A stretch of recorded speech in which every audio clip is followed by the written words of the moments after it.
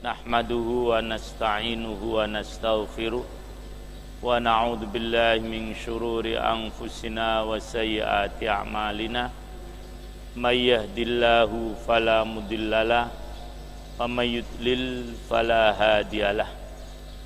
Asyhadu an la ilaha illallah wahdahu la syarikalah wa asyhadu anna Muhammadan abduhu wa rasuluh. Masuki bab akhir bagaimana upaya umat Islam dalam kembali menegakkan jamaah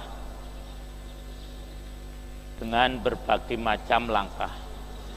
Nah, sekarang musannif akan memberikan beberapa contoh jamaah-jamaah atau kelompok-kelompok atau harokah umat Islam yang berusaha menegakkan jamaah atau berusaha mempersatukan umat Islam yang sifatnya alamiah.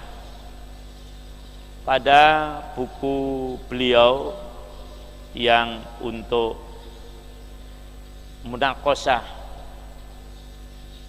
master beliau itu tidak memasukkan jamaah muslimin Hizbullah. Kemudian setelah diskusi dengan saya agak panjang, akhirnya pada buku yang beliau gunakan sebagai pegangan mata kuliah manajemen kepemimpinan Islam di UKM di mana beliau mengajar, jamaah muslimin Hizbullah dimasukkan, sehingga di sana beliau memberikan beberapa contoh jamaah atau kelompok-kelompok yang berusaha untuk mengumpulkan atau menyatukan umat Islam dalam satu jamaah. Beliau analisis sebab-sebab kegagalannya dan juga sebab-sebab keberhasilannya. Nah, beliau berikan judul pada bab beliau yang terakhir dengan Namadzij al-Jamaah al-Islamiyah al-Mu'asirah. Beberapa contoh jamaah-jamaah dari umat Islam atau jamaah-jamaah Islamiyah, jamaat yang muncul dari kalangan umat Islam pada masa muasir, masa modern saat ini. Nah, beliau menyampaikan wa aqsidu bil jamaat al-islamiyah al-muasirah, yang saya maksudkan dengan jamaah-jamaah atau kelompok-kelompok umat Islam modern yang kembali mengajak umat Islam atau yang mengajak umat Islam kembali kepada satu kepemimpinan adalah al-jama'at allati nasya'at ithra zilzali sukutil khilafah al-Utsmaniyah. Yang saya maksud dengan jamaah-jamaah Islamiyah di masa modern ini adalah jamaah-jamaah yang muncul setelah terjadinya krisis runtuhnya khilafah Utsmaniyah. Kenapa? Li'annahu qabla isqatiha hunaka jama'atun islamiyah muntasyirah fil alam al-islami tamliku ahdafan islahiyatan wa tajdidiyatan wa ghairiha mimma la tajawazu ilal qawli anil khilafah al mawjudah awit tafkir an insa'i khilafah al muqabilil khilafah al qaimah. Tab'an hadza muharramun syar'an. Karena sebelum runtuhnya kekhilafahan Utsmaniyah itu telah muncul banyak sekali jamaah-jamaah di seluruh dunia Islam yang memiliki tujuan untuk memperbaharui atau memperbaiki kondisi khilafah Utsmaniyah atau gerakan-gerakan reformasi tajdidiyah dan yang lain sebagainya, yang tidak lebih bagaimana agar khilafah yang sudah ada ini kembali kepada tuntunan yang sesuai dengan syariat. Jadi kelompok atau jamaah-jamaah Islamnya yang muncul ketika khilafah Turki Utsmani akan runtuh itu adalah kelompok-kelompok bagaimana memperbaiki khilafah Utsmaniyah ini. Ini yang pertama. Atau pemikiran-pemikiran untuk membuat khilafah yang baru setelah khilafah ini runtuh, atau membuat khilafah yang sudah ada. Jelas ini adalah tidak diperbolehkan atau diharamkan menurut syariat. Jadi kelompok yang pertama itu disebut dengan kelompok Islahiyah dan Tajdidiyah. Karena melihat kekhilafahan Turki Utsmani ini menyimpang dari syariat, muncul kelompok-kelompok yang ingin memperbaiki. Itu satu.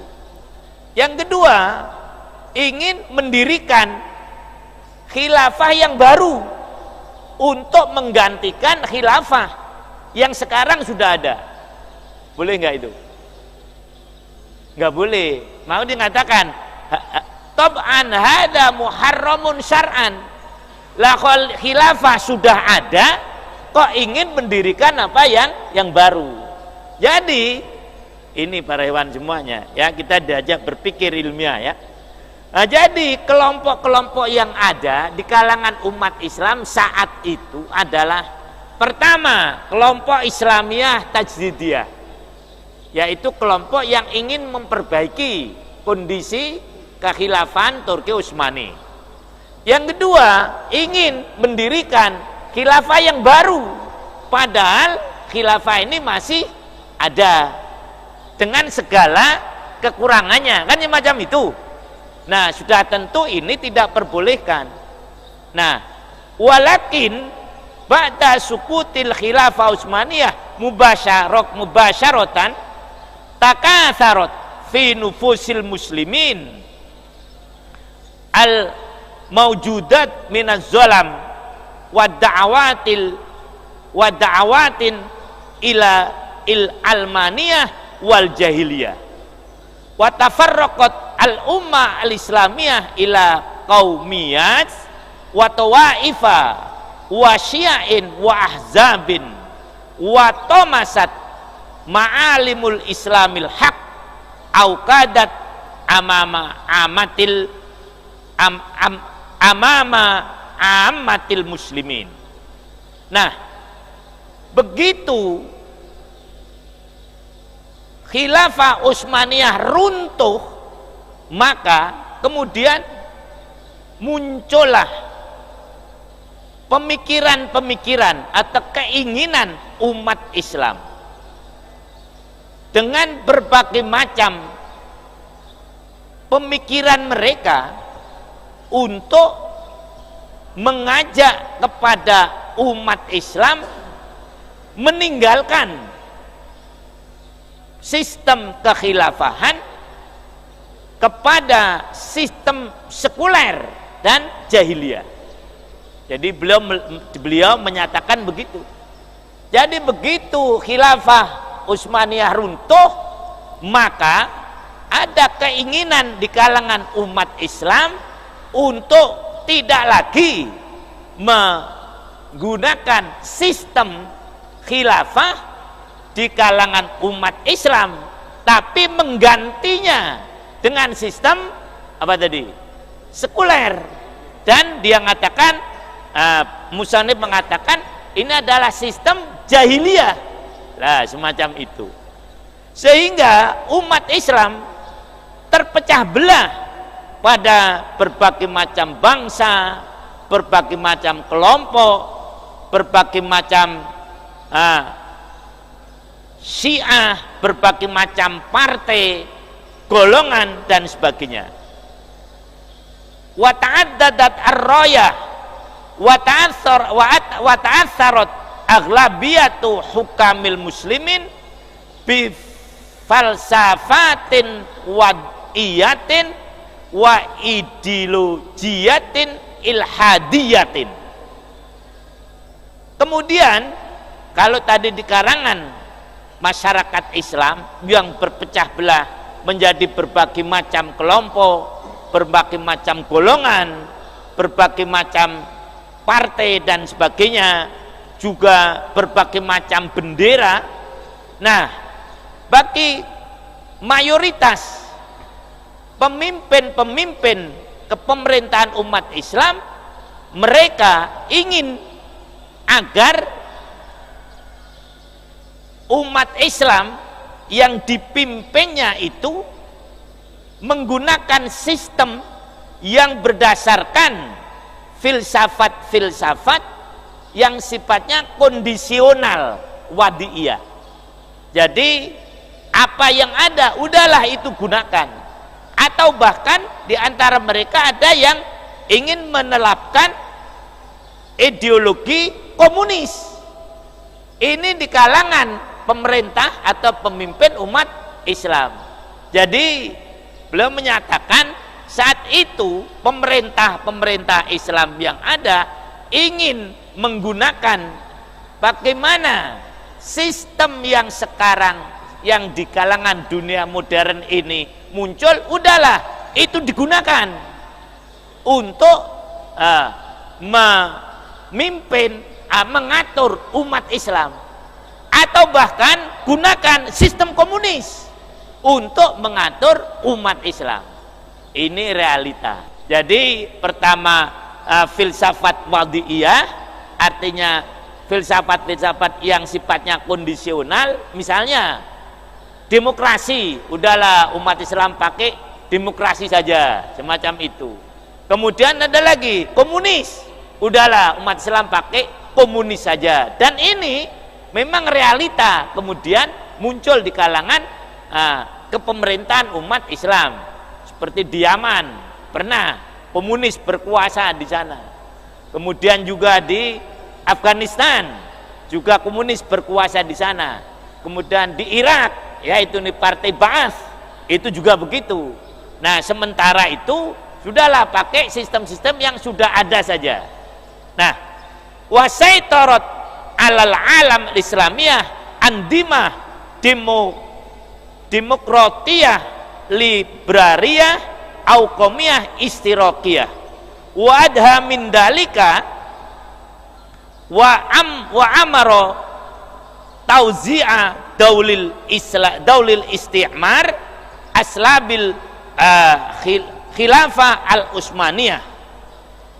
Dan kemudian alam atau dunia Islam dikuasai oleh sistem-sistem demokrasi liberal atau sosialis. Sosialis maksudnya komunis. Dan lebih mengejutkan lagi, pemerintah-pemerintah atau negara-negara penjajah kemudian merebut daerah-daerah yang dulu dikuasai oleh Turki Utsmani, Khilafah Utsmaniyah.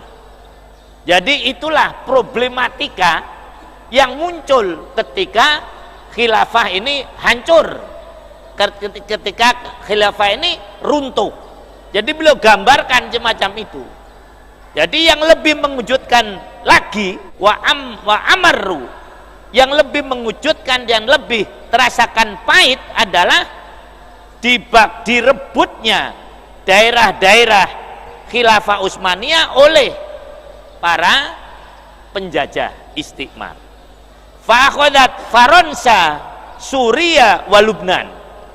Maka Prancis merebut Suria dan Libanon. Wa akhadat Britania Filistin wal Irak. Ka'awwali khutwatin ila gharsi daulah Israel fi ardil muslimin wa fi wasati hadal istibzad wal ittihad tafajjarat fil Islam jama'at wa harakat al-islamiyah kathirat hamalat asma'a adidatan wal taqo aktsaruha ala mafhumil Islam asyamil bal wa asyara ba'duha ila wujubil khilafah wa in tahaffazat bi anna duna dalika khutwatin. Nah, kemudian tadi Prancis merebut Suria dan Libanon. Kemudian Inggris, Britania merebut Palestina dan Irak.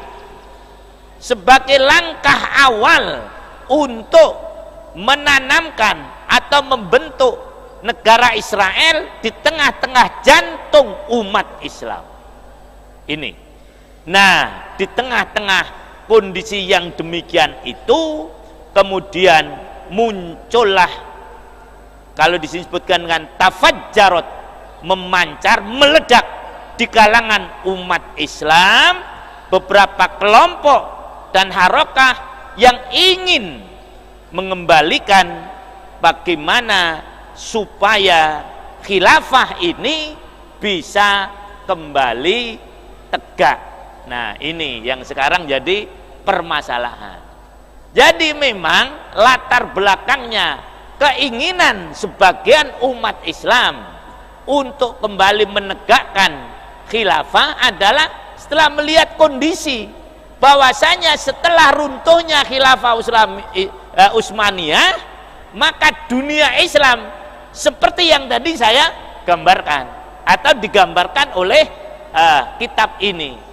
Bagaimana kondisinya? Kalau boleh saya simpulkan, 3 kondisi umat Islam saat itu ketika khilafah Turki Utsmani ini runtuh.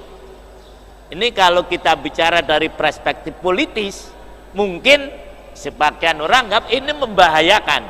Tapi kita akan bicara dari perspektif din, ansi, ya, bukan politis, ya.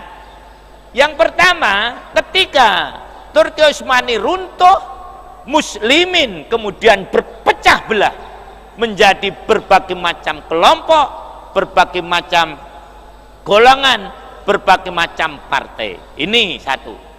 Sudah, jadi yang dulunya tidak terbayangkan bahwa muslimin ini akan terpecah belah, akhirnya terwujud. Kemudian yang kedua, pemerintah Islam yang ada, kaum muslimin satu ingin menggunakan sistem yang ada. Udah, itulah yang dipakai. Demokrasi liberal, kemudian sosialis dan sebagainya dan sebagainya. Ini yang kedua. Nah, yang ketiga, keinginan sebagian umat Islam untuk mengembalikan khilafah sebagaimana yang sudah ada. Inilah 3 hal yang muncul di kalangan umat Islam setelah runtuhnya Turki Utsmani. Dan ternyata yang ketiga ini pun tidak mudah, tidak mulus, bahkan harus berhadapan-hadapan dengan yang 2 tadi. Bisa dibayangkan itu, yang 2 yang muslimin berpecah belah, yang kemudian pemerintah yang ada ingin menggunakan yang sesuai dengan kondisi. Nah, akhirnya sudah tentu berhadapan-hadapan dengan keinginan umat Islam yang ingin menegakkan kekhilafahan di abad ini. Begitulah kurang lebih para hewan semuanya. Dan inilah yang dirasakan oleh umat Islam di Indonesia ini. Ketika ada yang berbicara khilafah, maka dianggap akan bertabrakan dengan satu, apa kira-kira? pemerintah yang sudah ada kan ini. Yang kedua, dengan partai-partai Islam yang sudah ada.